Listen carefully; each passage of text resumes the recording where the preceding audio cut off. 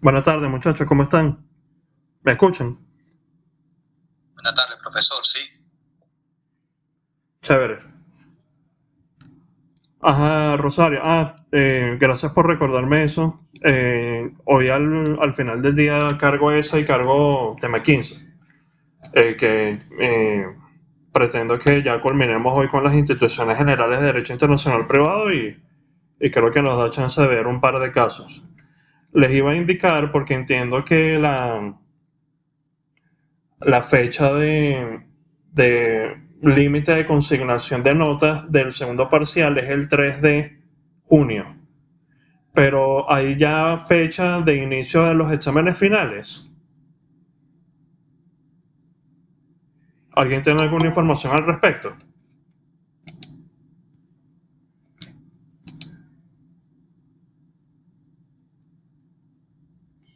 El primer examen final es desde el 15 de junio,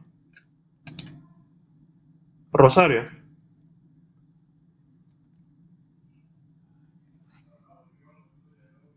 Ok, sí, porque ahí, bueno, tengo que programar la fecha del segundo parcial que yo creo, porque para que ustedes tengan el tiempo suficiente para prepararse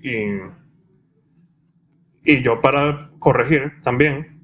Creo que lo más seguro es que sea el fin de semana del 3 de junio o el fin de semana siguiente, de forma tal de que ya ese mismo domingo ustedes tengan notas para el examen final. Sería más o menos una modalidad parecida a la del primer parcial, en donde son más que todo casos a partir de las instituciones generales. Gracias Rosario por el cronograma. Y allí entonces preparamos ese punto. Por el tiempo que nos queda, no va a haber oportunidad de ver toda la parte especial. Entonces yo voy a hacer una selección de los temas que son más relevantes dentro de esa parte de la materia para que entonces demos prioridad a esos que creo que pueden ser los más útiles para ustedes de cara al ejercicio. Por ejemplo, el tema de personas, creo que va a ser personas, bienes, sucesiones, la parte del divorcio, forma de los actos y contratos. Creo que eso es lo que nos va a dar tiempo de ver de aquí a las clases que nos quedan, porque si vemos los esquemas de clase que todavía restan, que quedan unos cuantos temas todavía, pero habrá que seleccionar algunos en particular que creo que les puede ser más útil.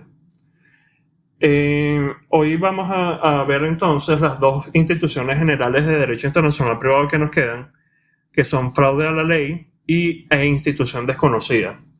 Estas también son instituciones generales de carácter negativo, es decir, que pueden culminar en el rechazo del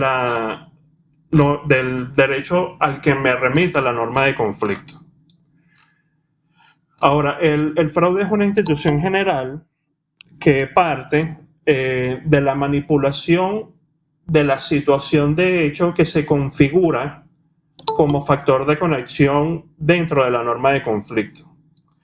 De alguna forma se tiene a esta institución como un abuso de la libertad que tienen los particulares de celebrar sus operaciones o negocios jurídicos, o de ellos tener la libertad de movilizarse y de modificar las distintas situaciones en las que ellos se encuentran de forma personal, patrimonial o incluso familiar.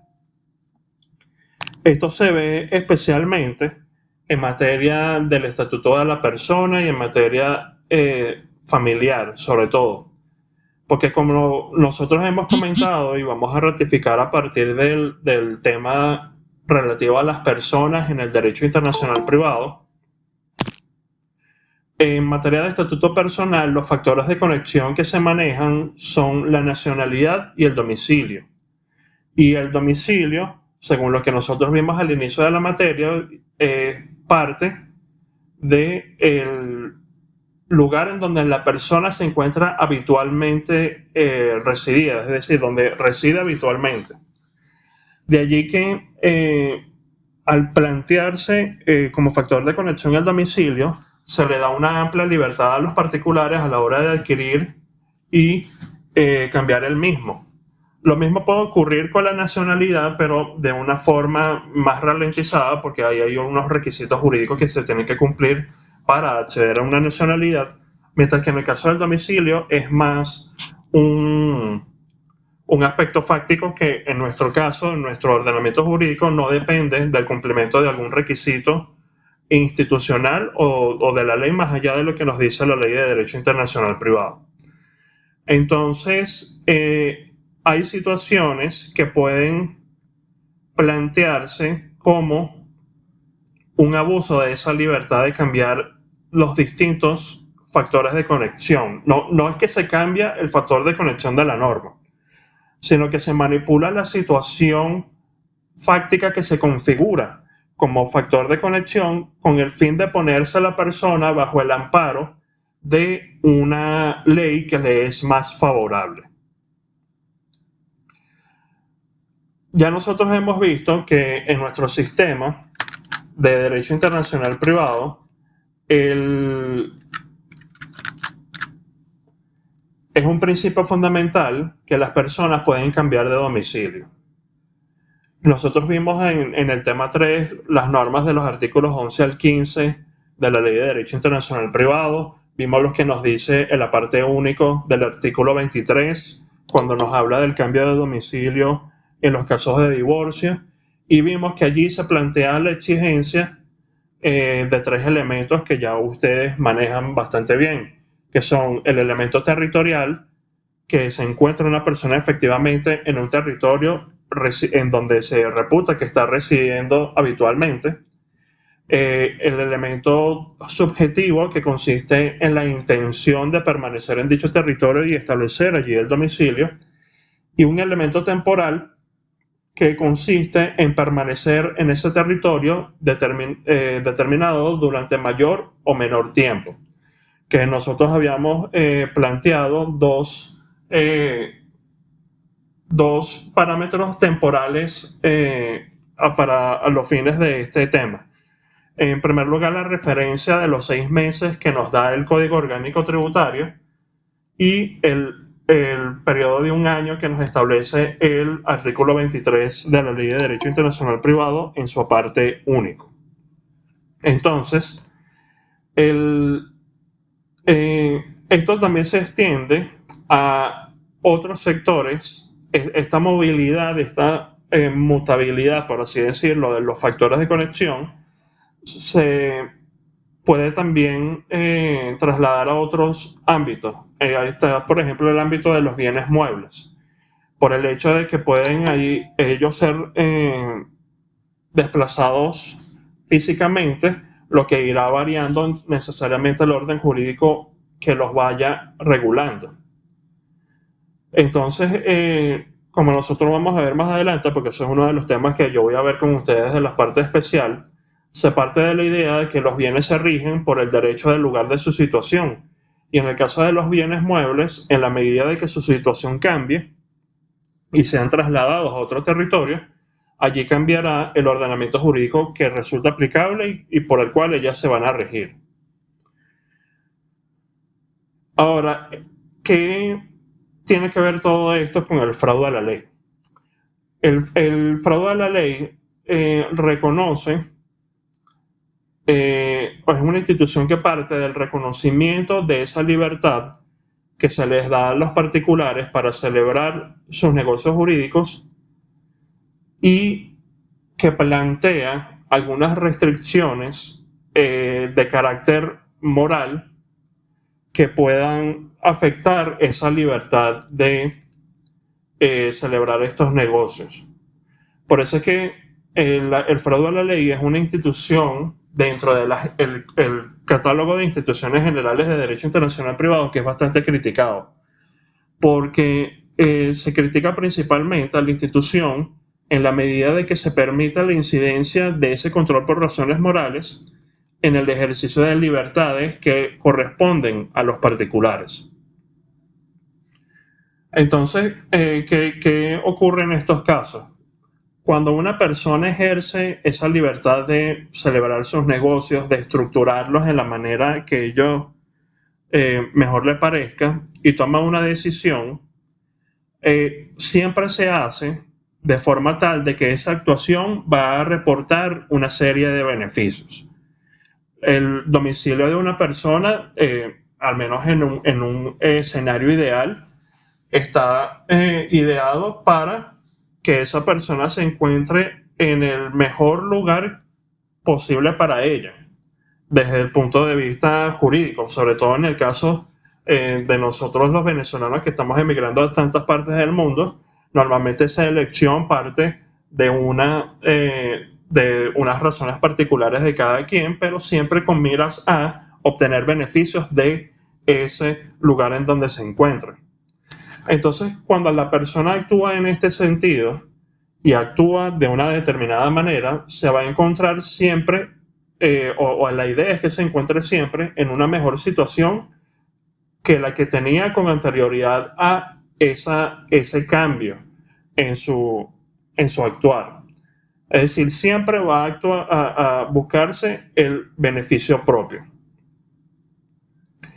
Ahora, si ese beneficio va a estar limitado por consideraciones morales, pues entonces se evidencia que no es irrestricta esa libertad, sino que va a tener una pared o un control que sea necesario tener en consideración. Ahora, la institución del fraude a la ley se ha planteado muy especialmente a partir del caso Boffremont, que fue decidido como los otros casos que hemos visto de las instituciones generales por los tribunales franceses. ¿Qué ocurrió en el caso Boffremont? El caso Boffremont es un caso que se desarrolló en el siglo XIX, en la segunda mitad del siglo XIX, en donde una condesa de nacionalidad belga conoció a un noble francés, el príncipe Boffremont, con el cual contrajo matrimonio. Con ocasión de la celebración de ese matrimonio, ella perdió su nacionalidad belga originaria y adquirió la nacionalidad francesa de su marido, porque ese era uno de los efectos del matrimonio en el ordenamiento jurídico francés de ese momento. Se trataba entonces de un matrimonio entre dos franceses que se radicaron en Francia. Ellos inicialmente desarrollaron una vida de casados normal, tuvieron 2 hijas, pero con el paso del tiempo la relación se fue deteriorando al punto de que la princesa Boffremont consideró que le era imposible continuar casada, razón por la cual se dirigió a los tribunales franceses, ante los cuales logró obtener la máxima decisión que estaba permitida por el ordenamiento jurídico de ese momento, que era la separación de cuerpos, porque para ese entonces todavía el ordenamiento jurídico francés no permitía el divorcio. Entonces, luego de obtener esa decisión y las autorizaciones correspondientes, la princesa Boffremont decidió irse de Francia y mudarse a Berlín, en Alemania. Y allí la princesa comenzó a realizar una serie de trámites, logrando obtener la nacionalidad alemana por naturalización. Con el cambio de la nacionalidad, la princesa presentó una demanda de divorcio ante los tribunales alemanes, obteniendo una decisión, la decisión correspondiente de conformidad con el ordenamiento jurídico alemán, que sí admitía el divorcio en ese momento y lo sometía desde el punto de vista de las normas de conflicto al derecho nacional del cónyuge demandante, es decir, le daba preponderancia a la nacionalidad, en este caso, de la cónyuge que estaba demandando, y como ella ya había adquirido la nacionalidad alemana, se regía por el derecho alemán. ¿Qué ocurrió? Y aquí es donde comienza el punto de esta institución. Una vez que se divorció la princesa, una semana después, o en el transcurso de unos pocos días, celebró un nuevo matrimonio, ahora con un noble rumano, y adquirió a través de ese matrimonio la nacionalidad rumana, como había adquirido la francesa en el matrimonio original. Entonces aquí vemos que la princesa inicialmente tenía una nacionalidad, la nacionalidad belga. Luego obtuvo la francesa con su matrimonio con el príncipe de Beaufort. Luego, al separarse de cuerpos y trasladarse a Alemania, obtuvo la nacionalidad alemana para poder acceder a ese divorcio. Y una vez obtenido el divorcio, contrae un nuevo matrimonio, pierde la nacionalidad alemana y se pone ahora bajo el ámbito de la nacionalidad rumana. Tiempo después, la princesa decidió regresar a Francia.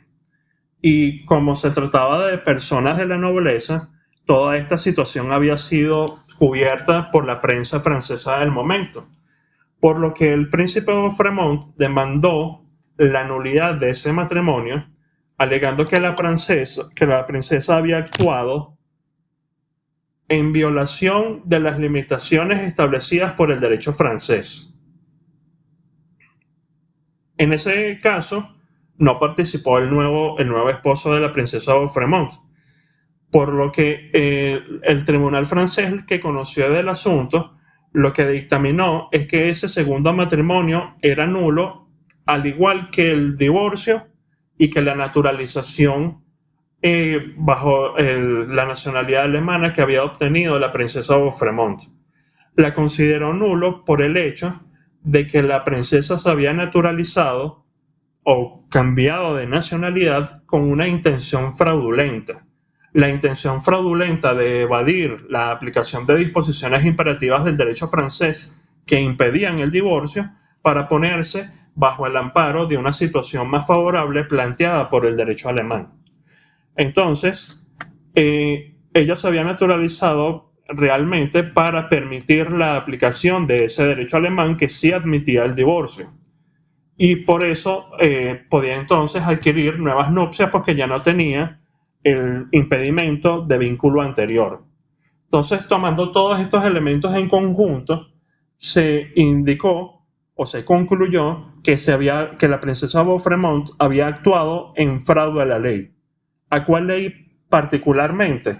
A la ley francesa, porque es la ley que se evadió de forma fraudulenta en este caso. Entonces, lo que se concluyó en ese asunto es que la princesa había manipulado fraudulentamente el factor de conexión de la nacionalidad, porque en virtud de la libertad que otorgan los distintos ordenamientos jurídicos para adquirir, perder o modificar esa nacionalidad, ella había jugado con ese factor de conexión al adquirir la nacionalidad alemana para colocarse bajo el amparo de una legislación que le era más favorable, evadiendo o saliendo del ámbito de aplicación del derecho francés que le resultaba más desfavorable y que le representaba para ella un obstáculo a los fines perseguidos por ella, que era divorciarse y contraer nuevas nupcias. Entonces, a través de todas estas cadenas de actuaciones, lo que evidenció el tribunal francés es que se había llegado a un resultado que estaba prohibido por el derecho evadido, por el ordenamiento jurídico francés que prohibía el divorcio, para estar bajo la protección del ordenamiento jurídico alemán, que era más favorable y que en el contexto de esta institución se podría denominar como el derecho invadido, a diferencia del derecho evadido. Entonces, a partir de esto, vemos que se presentan varios elementos que hay que tener en consideración para el fraude a la ley. Y esos elementos están planteados en dos situaciones: el elemento objetivo y el elemento subjetivo. El elemento objetivo del fraude a la ley es la modificación de la situación de hecho que se corresponde al factor de conexión de una norma de conflicto. Repito, aquí no se está cambiando normativamente el factor de conexión, sino que como yo tengo como factor de conexión el domicilio, yo como persona cambio la situación de hecho que configura ese domicilio para ponerme bajo la protección de un derecho más favorable. Es decir, estoy manipulando la consecuencia jurídica de esa norma de conflicto. Entonces, en el caso de la princesa de Fremont, ella lo alteraba de forma tal de poder acceder al divorcio, y ella alteraba la situación que configuraba el factor de conexión de la nacionalidad. Pero este elemento objetivo no puede estar solo, sino que en este caso se tiene que verificar también un elemento subjetivo, que es la intención fraudulenta, que es el elemento relevante de esta institución. ¿Relevante por qué? Porque si el cambio está permitido inicialmente por el ordenamiento jurídico, solo se puede prohibir en aquellos casos en donde manifiestamente se evada un derecho desfavorable para ponerse bajo la protección de otro, o que se tenga efectivamente una intención más allá de la simple modificación de las situaciones jurídicas en las que nos encontramos. Entonces, por eso se indica acá que tiene que presentarse como elemento del fraude a la ley la intención fraudulenta. ¿Qué configura esa intención fraudulenta? Evitar la aplicación de normas imperativas del ordenamiento jurídico desfavorable para colocarse bajo la protección de un ordenamiento jurídico más favorable que no tiene esas mismas normas imperativas. Entonces, una vez que se verifican los elementos del fraude a la ley, la consecuencia jurídica que se plantea es que se desconozca el resultado de esa modificación fáctica con intención fraudulenta. Entonces, nosotros vemos que en la práctica este asunto del fraude a la ley se presenta con mayor frecuencia en materia de personas, en materia de familia, en materia de sucesiones. En materia de bienes también se puede verificar, sobre todo en los bienes muebles, pero ahí el ámbito es otro porque es un ámbito que se acerca más al derecho tributario, porque sobre todo en el fraude a la ley en materia de bienes se ve cuando se colocan bienes, se colocan patrimonios, se colocan fondos en una jurisdicción o circunscripción determinada con la intención de que en caso de fallecimiento de una persona, esa sucesión tenga el menor impacto fiscal posible. Porque como ustedes habrán visto en algún momento durante la carrera, en todos los países, en la mayoría de los países, incluyendo Venezuela, hay un impuesto que se tiene que pagar por la sucesión de los bienes de una persona que ha fallecido. ¿Hay alguna pregunta? ¿Algo que no haya quedado claro hasta ahora?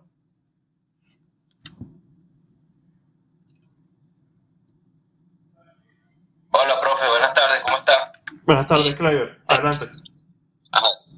Profesor, mientras estaba narrando el caso, me surgía la duda de cómo verifica en este caso ya el tribunal francés que la acción cometida por la princesa, en este caso era la princesa, ¿no? Sí, correcto. Estaba dirigida a cometer un fraude. Es decir, ¿cómo?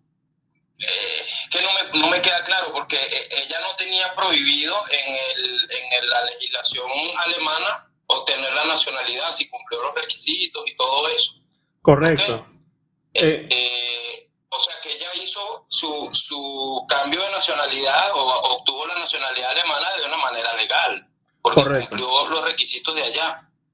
Correcto. Entonces, ahí adelante, perdón. Me surge la duda, es porque si ella hizo las cosas adecuadamente de acuerdo al derecho alemán y solicitó el divorcio por allá, y el derecho alemán le concede a ella que se puede divorciar tomando en cuenta el domicilio del solicitante, yo pudiera decir, mira, lo está haciendo de acuerdo al derecho que la está acogiendo a ella. Correcto. Entonces, no sé, tengo la duda de por qué el derecho francés no le permite hacer eso. Claro, ahí el tema, y tu pregunta es muy importante en este punto, porque el tema con el fraude a la ley es ese tema de la intención, porque ciertamente, como tú bien planteas, Kleiber, esa modificación de nacionalidad, de situación de la princesa, está permitido. Es un cambio que inicialmente es legítimo desde el punto de vista jurídico. Aquí el punto en donde estuvo, si se ve la decisión, ahí es donde estuvo el meollo del asunto. En esa situación de inmediatamente que tengo la nacionalidad, planteo el divorcio y a días de obtener el divorcio me caso de nuevo. Es decir, ahí se veía con esa sucesión de hechos un motivo ulterior de yo cambiarme de nacionalidad. Ese era el motivo, el fin que ella estaba buscando. Claro, ahí en ese caso hay un punto que adicionalmente tenemos que tener en cuenta, y es que inicialmente esa nulidad de matrimonio iba a tener solo efectos en Francia, porque para que hubiese tenido efectos en Alemania o en Rumania, se tendría entonces que haber reconocido y ejecutado esa sentencia de nulidad del matrimonio en ese territorio para que también se entendiera en esos estados a dicho matrimonio como nulo, a ese nuevo matrimonio. Pero el punto está allí, y ahí es exactamente una de las críticas que se le plantea a esta institución, porque el tema de probar intención fraudulenta es lo mismo que ocurre en materia de derecho penal con el dolo. Es un tema muy difícil de probar y que va a partir es de indicios. Aquí los indicios en el caso de la princesa Fremont partían de eso, de que obtenía la nacionalidad, a los días me divorcié y al obtener el divorcio a los días me casé de nuevo. Entonces ahí se demostró ese asunto, pero si no se hubiese reconocido esa sentencia en Alemania, para el derecho alemán perfectamente ella estaba casada. Pero el punto estaba, a eso no se trató en la decisión, pero me imagino que podría haber ocurrido algún alegato en tal sentido de que ella la estaban acusando de bigamia. Pero ese es el análisis que plantea hoy el juez. Son esos elementos que él tomó en cuenta para declarar ese fraude a la ley y desconocer esa situación nueva que se planteó a través de ese cambio del factor de conexión. No sé si con eso te quedó claro, y alguna pregunta adicional. No, sí, profesor, está bien. Lo que pasa es que ya lo dijo, pues hay elementos que incluso lo comparó con los indicios del derecho penal, y era lo único que a mí me daba la lógica, porque yo dije, pero ¿cómo podría demostrarlo? Bueno, debe ser que de alguna manera el juez constata algunos indicios y puede sacar a lo mejor parte de una premisa mayor, pero entonces empieza a buscar algunos indicios que le digan que en efecto sí se estaba cometiendo un fraude a la ley, porque de lo contrario, si ella solamente por la simple determinación, porque a lo mejor estaba siendo maltratada o porque sencillamente ya no quería seguir casada, o sea, dependiendo, y estoy poniendo ese caso, claro, pero asumiendo que existen otras circunstancias por las cuales ella quiera divorciarse también, pudiera buscar otra alternativa, porque en este caso, porque se evidenció en el caso, pero realmente el juez entonces tendría que partir de una premisa mayor y empezar a hacer los análisis dependiendo de los indicios que pueda tener. Pero entonces no es tan sencillo como se pareciera, profesor. No es un tema para nada sencillo, porque además partimos de algo que tú bien mencionaste hace un rato, y es que estos cambios, o sea, yo como particular tengo plenamente la potestad de yo querer cambiar el domicilio, de yo querer cambiar mi nacionalidad. Yo puedo perfectamente renunciar a mi nacionalidad venezolana, adquirir una extranjera o incluso tener varias a la vez. Pero por eso es que a ese elemento objetivo de ese cambio se le añade esa intención. Y por eso es que son concurrentes, porque si no hay una forma razonable en la que el juez pueda concluir que en efecto ese cambio de la situación fáctica que configura el factor de conexión fue hecho de forma fraudulenta, él no puede desconocer los efectos de ese cambio. Porque ¿qué hubiese pasado, por ejemplo, si la princesa Bofremond hubiese esperado, por ejemplo, un año antes mejor dicho, después de haber adquirido la nacionalidad para obtener ese divorcio, y que luego de 2 años más ella se hubiese vuelto a casar?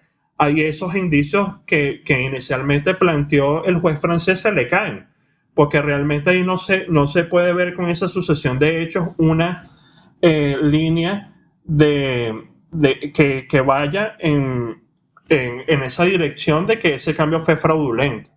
Por eso es que tu pregunta es importante en ese sentido, porque los elementos del fraude a la ley, estos 2 elementos que vimos anteriormente, tienen que ser necesariamente concurrentes, porque si no tenemos ese elemento subjetivo claro, ese cambio, esa pretendida manipulación ya no es tal, sino simplemente un cambio permitido por el ordenamiento jurídico.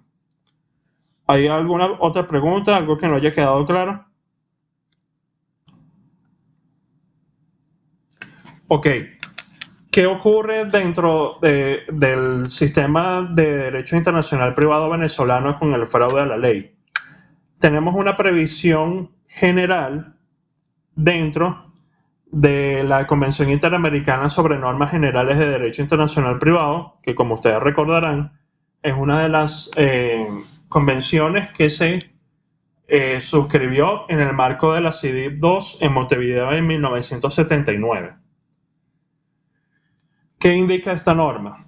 Que no se aplicará como derecho extranjero el derecho de un Estado parte cuando artificiosamente se hayan evadido los principios fundamentales de la ley de otro Estado parte.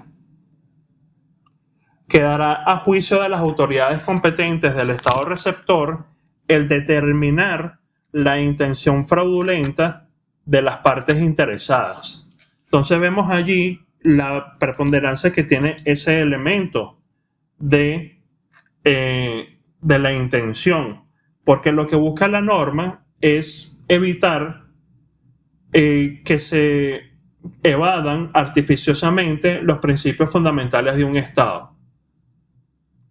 Ahora, el problema está, como vimos con el orden público, en concretar cuáles son esos principios fundamentales, pero además hay una dificultad adicional, que es la que hemos visto sobre todo a partir de la pregunta de Kleiber, es de aterrizar y de efectivamente concluir que existe esa intención fraudulenta, porque es igualmente complicado concretizarlo. Entonces, como hemos visto, y como presentábamos a partir de la pregunta del compañero hace un rato, aquí el juez entonces tiene que hacer una valoración integral de los hechos y extraer los elementos que sean razonables tomar como indicios para concluir la existencia de ese fraude a la ley. Porque de otra forma, ese cambio en la situación de hecho que configura el factor de conexión es legítima y debe ser reconocida, y en este caso ese derecho tiene que ser aplicado. Pero es exactamente por ese elemento de intención fraudulenta, por las dificultades que él plantea, por lo que nos preguntó el compañero de esa línea que no es tan clara de cuándo en efecto se puede concluir que hay esa intención y cuándo no la hay. Es por eso que si nosotros vemos en la Ley de Derecho Internacional Privado, no hay una norma general que regule la figura del fraude a la ley. Si uno ve, de hecho, los materiales de los profesores Parraranguren, Goldschmidt, Sánchez Cobiza, ellos se mostraron como que muy reacios a ese tema, a pesar de que el profesor Pararaguren fue uno de los principales redactores de la Convención Interamericana sobre Normas Generales que acabamos de ver. No obstante ello, vemos que si hay una norma que, analizándola en este contexto, está dirigida a evitar un fraude a la ley. Y esa norma es el artículo 23 de la Ley de Derecho Internacional Privado, especialmente su aparte único. Ese es el fin último por el cual se establecen esos requisitos en ese aparte único. Evitar que las personas se pongan artificialmente en el amparo de la ley venezolana con el fin de que ellas puedan acceder a nuestra jurisdicción y que se aplique nuestro derecho en forma más favorable a ellas para obtener ese divorcio. Por eso es que entonces se plantea que tiene que existir ese año de residencia en nuestro territorio, tiene que efectivamente encontrarse a la persona acá y tiene que haber esa intención de establecer aquí ese domicilio, lo cual hemos visto anteriormente ya está sujeto a prueba. Ahora se plantea aquí una cuestión y es si ese artículo 6 de la Convención Interamericana sobre Normas Generales de Derecho Internacional Privado puede aplicarse como principio de derecho internacional privado generalmente aceptado.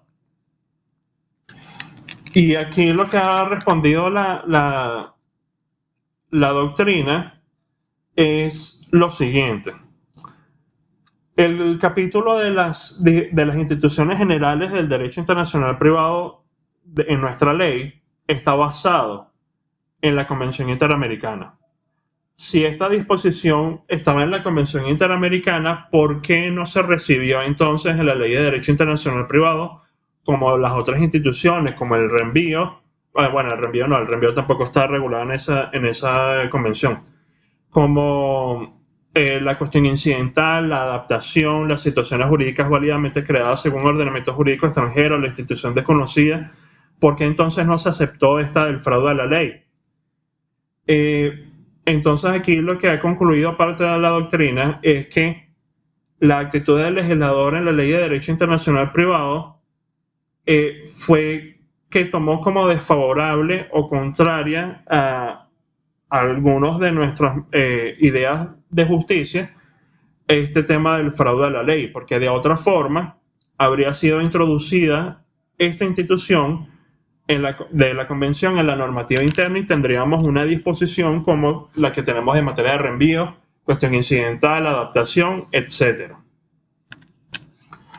Ahora, si hay una previsión adicional en materia de fraude a la ley que podemos tener en consideración acá, que es la regulación en materia de nacionalidad.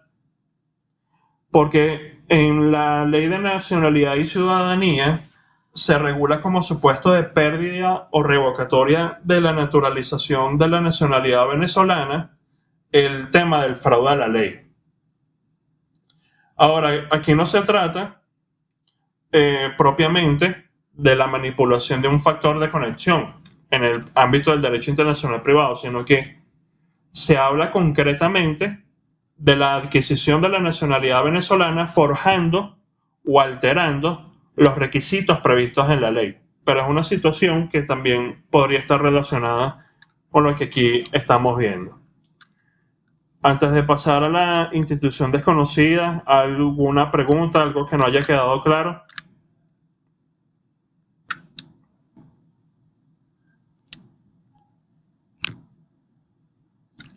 Ok. Pasemos entonces a la última institución general del derecho internacional privado de carácter negativo, que es la institución desconocida. Como ya nosotros hemos dicho ampliamente acá en nuestra materia, el sistema de derecho internacional privado de Savigny se basa en un enunciado más o menos en estos términos. El problema de los conflictos de leyes de distintos estados debe ser solucionado por el juez aplicando el derecho local a que pertenece la relación litigiosa, sin distinguirse si este es su derecho o el derecho de un estado extranjero. Por eso es que a partir de Savigny se desarrollan las llamadas normas de conflicto bilaterales, como las que tenemos en la Ley de Derecho Internacional Privado. Entonces, de tal fórmula se evidencia que para Savigny cada relación jurídica tiene un asiento, aspecto del cual marca la legislación aplicable a la misma, porque es la que es más conforme con su naturaleza. No obstante, cuando nosotros planteamos estas teorías en materia de fundamento del derecho internacional privado y explicamos esta teoría concreta de Savigny, vimos que él admitió que su sistema no era irrestricto. No era irrestricto porque estaba sometido a excepciones. Y él planteaba dos excepciones concretas. La primera era la existencia de leyes de naturaleza positiva rigurosamente obligatoria, que son las antecedentes de las normas de aplicación inmediata necesarias que ya vimos hace unas semanas, y que las instituciones de un Estado extranjero cuya existencia no esté reconocida en el foro y que por lo tanto no pueden pretender la protección de sus tribunales era otra excepción. Es decir, aquí se tiene como germen esa institución desconocida dentro del ordenamiento jurídico de lo que actualmente vemos regulado en el ordenamiento jurídico venezolano como institución desconocida. Savigny en su momento explicaba que las instituciones cuya existencia no es en general reconocida por el foro no podían ser aplicadas por el juez. Y él puso dos ejemplos, que eran la muerte civil y la esclavitud. Pero al enunciar esta excepción, el autor que estoy mencionando introdujo también otros aspectos como la inmoralidad de las instituciones, razón por la cual se ha discutido en la doctrina posterior a la de Savigny que realmente esta previsión de institución desconocida dentro de su sistema tiene contornos poco precisos, que podían tender a confundirla con otras instituciones como las normas de aplicación inmediata o necesaria o la institución que ya vimos la semana pasada del orden público. Es por ello que la institución desconocida fue dejada de lado cuando se desarrolló aquella del orden público en el derecho internacional privado, porque se entendía abarcada de alguna forma por esta institución. Sin embargo, la separación entre la institución del orden público y la institución desconocida se logró cuando fue aceptado que el orden público en el derecho internacional privado debe ser una institución excepcionalísima, que solo se activa cuando se estén afectando claramente los valores fundamentales del foro, no cuando la institución objeto de litigio fuese desconocida por el juez o tuviese una regulación distinta a la presentada por ese ordenamiento en particular. Entonces, en realidad, tenemos el problema de la institución, que el problema de la institución desconocida se presenta cuando el derecho extranjero declarado aplicable por la norma de conflicto establece instituciones que, tal como lo explica un profesor español de apellido Gar de Castillo, que es quien ha estudiado este tema con mayor profundidad, han sido totalmente imprevistas por el ordenamiento jurídico del foro en su conjunto o que tienen grandes discrepancias técnicas con el mismo. Por eso es que al momento de estudiar su regulación desde el punto de vista del derecho internacional privado, este autor español establece una explicación bastante ilustrativa, y es que el moderno interés por la institución desconocida no se da propiamente por su inaplicabilidad, sino por el asunto de la calificación y de cómo se va a solucionar ese tema. Entonces, partiendo de esto, vemos que el problema de la institución desconocida se deriva de la aplicación del derecho extranjero indicando por la norma de conflicto. Entonces, obviamente, en los casos en donde se determina como aplicable el derecho nacional del juez, no puede haber, no se puede involucrar esta institución de la institución desconocida, valga la redundancia. Por lo que allí el juez va a tener dos tareas. En primer lugar, determinar si la institución consagrada por la lex causa en efecto es desconocida o no por su ordenamiento. Y dos, en el caso de establecer que si se trata de una institución desconocida, determinar qué efectos tiene tal desconocimiento. Entonces aquí el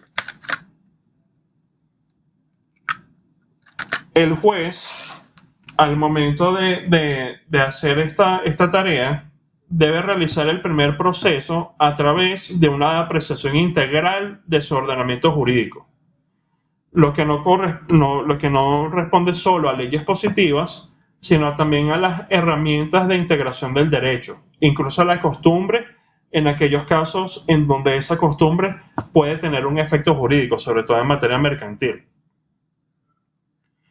Ahora, el desconocimiento de esa institución dentro de un ordenamiento jurídico genera unas consecuencias. El determinar si en el ordenamiento jurídico del foro existe una institución análoga o que busque los mismos fines, o en caso de que no exista, rechazar la aplicación del derecho extranjero. Pero vemos que aquí en este caso ese rechazo de la aplicación del derecho extranjero no es automática, sino que el juez tiene que buscar que exista una institución que cumpla una función similar a la planteada por el ordenamiento jurídico extranjero. Entonces, aquí nosotros vemos que dentro del sistema de Savigny, el efecto de la institución desconocida era claro, simplemente se rechazaba el derecho extranjero y punto. Y el juez tenía que aplicar el suyo propio. Por eso es que en ese momento se tenía claramente a la institución desconocida como una institución negativa, como un mecanismo de rechazo del derecho extranjero. Pero al replantearse esta situación, sobre todo en el siglo XX, y viéndola a través de los modernos estándares que imperan en el derecho internacional privado, se evidencia que esta posición por parte del legislador y de los jueces podría ser planteada como muy territorialista y poco consona con los fines de justicia material que deberían fundamentar actualmente las instituciones del derecho internacional privado. Por eso es que se dice ahora que la institución desconocida es una institución valorativa que puede llegar a tener un efecto negativo, pero que el juez realmente no puede rechazar de plano el derecho extranjero, sino que está obligado a revisar su propio derecho para verificar la existencia de instituciones análogas. Entonces aquí vemos que esta moderna tendencia en materia de institución desconocida parte de la calificación funcional, es decir, de que el juez debe evaluar la función social que cumple la institución planteada por el ordenamiento jurídico extranjero, desentrañar su verdadera naturaleza para luego ubicar en el ordenamiento jurídico propio una institución que desempeñe una función social similar. Entonces, lo que se quiere aquí, a final de cuentas, es que esa institución planteada por el ordenamiento jurídico extranjero pueda tener una continuidad en el espacio y que esas relaciones planteadas a partir de esa institución tengan esa misma continuidad. Ahora, ¿cómo está planteado esto desde el punto de vista de las fuentes internacionales del derecho internacional privado venezolano. Vemos que el artículo 3 de la Convención Interamericana sobre Normas Generales de Derecho Internacional Privado es la única norma que establece esta institución con un carácter general dentro de las fuentes internacionales que están vigentes para Venezuela. Eso porque la institución desconocida, junto con la calificación, son de las instituciones generales del derecho internacional privado que cuentan con una menor consagración legislativa a través de una forma general. ¿Qué nos dice esta norma?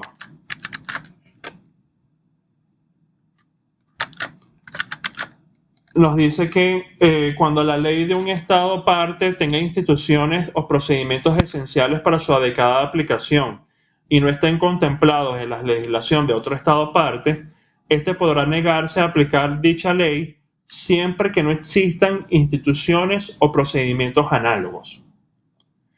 Esta fórmula de la Ley de Derecho Internacional Privado fue inicialmente propuesta por la delegación de los Estados Unidos que participó en esas conferencias especializadas interamericanas de Derecho Internacional Privado.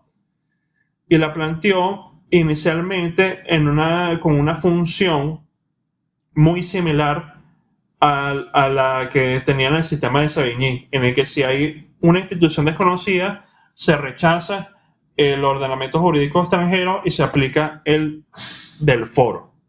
Sin embargo, en la discusión del artículo, el representante de Argentina, el profesor Bernal Goldschmidt, hermano del profesor Roberto Goldschmidt y ambos hijos del profesor James Goldschmidt, propuso seguir la línea del Tratado de Montevideo y de la Convención Interamericana sobre Recepción de Pruebas en el Extranjero, en donde se consagraba la institución desconocida en una forma positiva, por así decirlo, de darle al juez esas herramientas para poder buscar alguna institución o procedimiento análogo a esa institución planteada por el ordenamiento jurídico extranjero y poderle darle continuidad a esa relación en el espacio.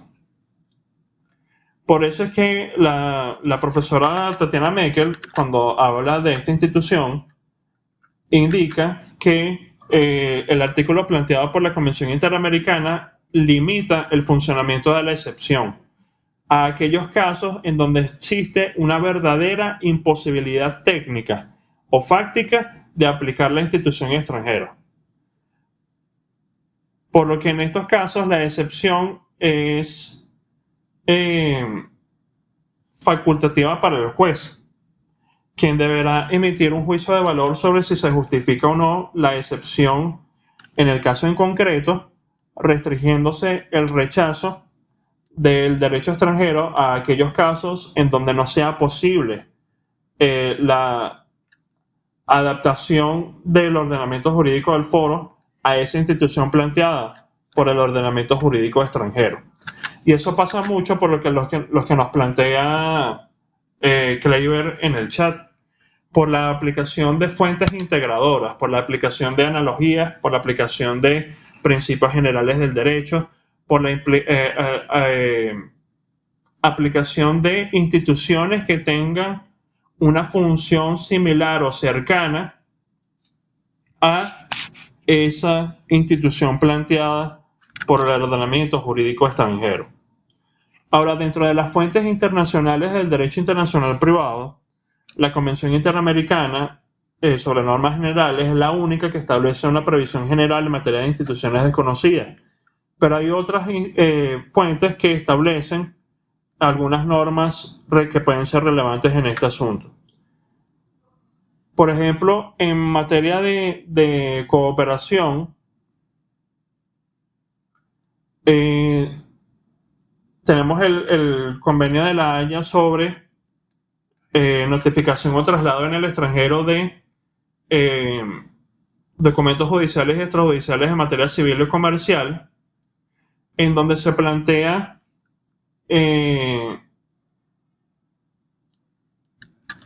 que la autoridad central del Estado requerido procederá u ordenará proceder a la notificación o traslado del documento, tomando en cuenta la forma particular solicitada por el Estado requirente, siempre que no resulte incompatible con la ley del Estado requerido. Eso parte también mucho de una previsión particular de esa institución desconocida. Lo mismo ocurre en el caso de la Convención del Convenio de la Haya sobre obtención de pruebas en el extranjero en materia civil o comercial. Porque aquí se nos plantea, y esto es algo que ya nosotros habíamos anticipado cuando hablamos del tema de la regla Lex Pori y Regis Processum, que la autoridad judicial que proceda a la ejecución de una carta rogatoria aplicará en cuanto a la forma las leyes de su propio país. Pero se da la excepción de que el Estado requirente, es decir, en donde se está desarrollando el procedimiento principal, solicita al Estado requerido que se aplique un procedimiento especial, excepto si ese procedimiento es incompatible con la ley del Estado requerido o es imposible su aplicación debido a la práctica judicial del Estado requerido o plantea allí por dificultades técnicas. Eso también tiene muy en cuenta esta institución que estamos viendo. Y por eso es que en la Convención Interamericana sobre Normas Generales se llegó a esta fórmula más positiva y más de ponerle al juez esa tarea de buscar procedimientos e instituciones análogas en estos casos. Lo mismo ocurre en el ámbito de la Convención Interamericana sobre recepción de pruebas en el extranjero y en el caso de la Convención Interamericana sobre el régimen legal de poderes, en donde se establecen, y hay una convención también interamericana en materia de adopción. En el caso de la Convención Interamericana sobre recepción de pruebas, se establece más o menos el régimen que el Convenio de la Haya sobre obtención de pruebas. Se aplica las formas del Estado requerido a menos del Estado requiriente en el Estado requerido, a menos de que éstas sean incompatibles con la legislación del Estado requerido o sean de imposible cumplimiento. En el caso de la Convención Interamericana sobre el régimen legal de poderes, que tengan en cuenta, sobre todo porque los poderes son uno de esos instrumentos con los que normalmente nosotros nos iniciamos en el ejercicio de la profesión, es una Convención Interamericana que está vigente para Venezuela y para varios estados de la región. Aquí se indica que cuando el estado en el que se otorga el poder es desconocida la solemnidad especial que se requiere conforme a la ley del estado en que haya de ejercerse, bastará que se cumpla con lo dispuesto en el artículo el artículo 7 de esa convención, que básicamente establece unos requisitos formales mínimos para esos poderes, en donde ya se entenderá cubierta esa formalidad que pudiese ser desconocida en uno de los estados parte. Finalmente, dentro de estas normas internacionales de carácter especial en materia de instituciones desconocidas, tenemos estas de la Convención Interamericana sobre conflicto de leyes en materia de adopción de menores, en donde se nos indica que las adopciones que se ajusten a la presente convención surtirán sus efectos de pleno derecho en los estados partes sin que pueda invocarse la excepción de la institución desconocida. Porque aquí el fin último de esta convención es facilitar la circulación de ese vínculo adoptivo. Entonces, que no se establezca en un estado una formalidad, un procedimiento igual que a otro, no debería impedir la circulación de esa relación jurídica. Entonces, por eso se plantea esa imposibilidad de invocar la excepción de la institución desconocida. ¿Hay alguna pregunta hasta ahora? ¿Algo que no haya quedado claro?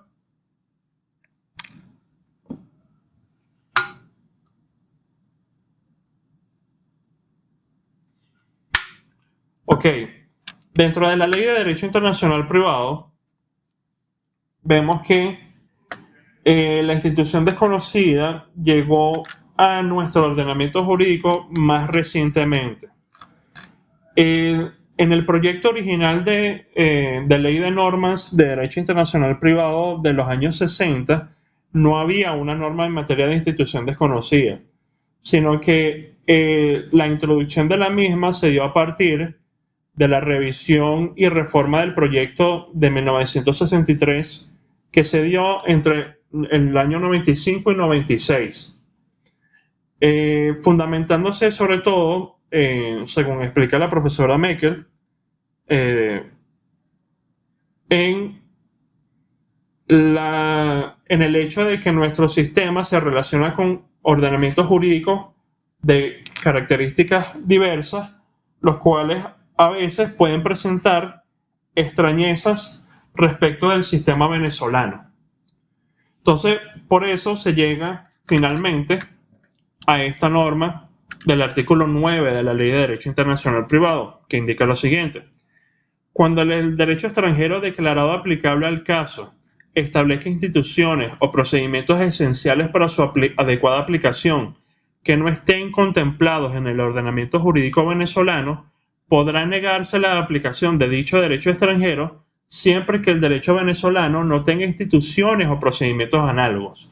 Y vemos que aquí, al igual que la Convención Interamericana sobre Normas Generales, se impone al juez una obligación de determinar esas instituciones o procedimientos análogos antes de llegar al rechazo de la aplicación de ese derecho extranjero.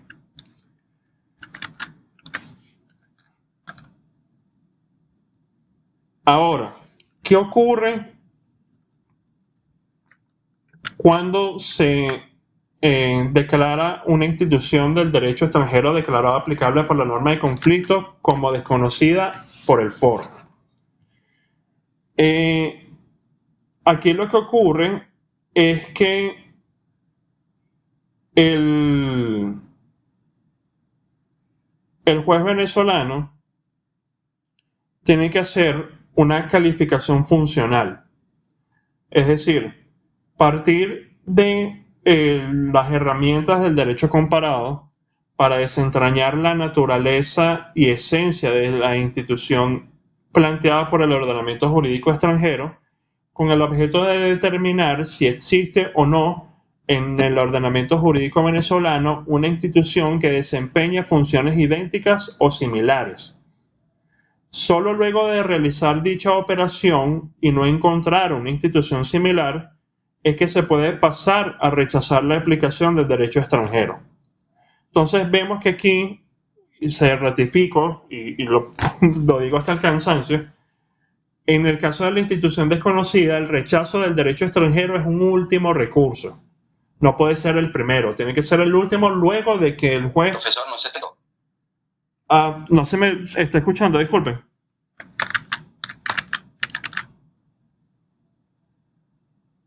Profesor, no se le está escuchando muy bien. Ok, sí, Orlando, yo estoy grabando la clase. Y hasta ahora se ha grabado completamente.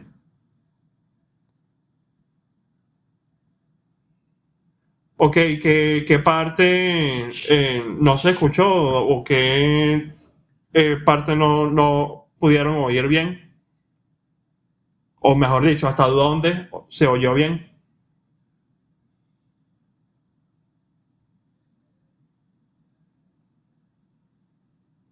De nuevo.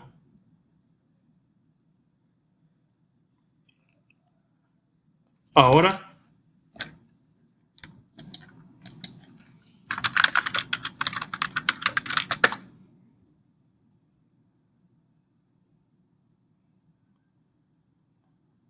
Me imagino, o sea, ya cuando hablo más es que se entrecorta un poco. Ok, creo que ahorita está un poco mejor, vamos a intentar acá. Lo que les estaba planteando es que en el caso de la institución desconocida, al igual en una forma similar a lo que ocurre con el orden público. Son instituciones de último recurso. ¿Esto qué quiere decir? Ah, de nuevo no se escucha.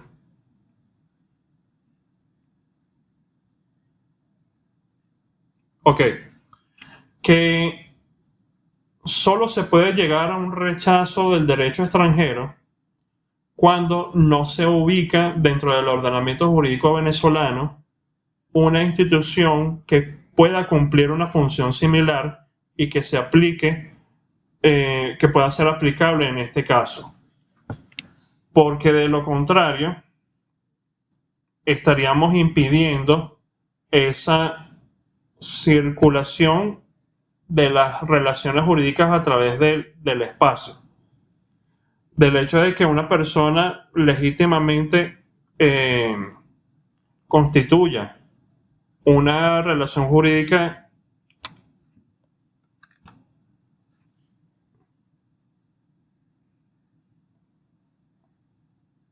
Nada ahora, de nuevo.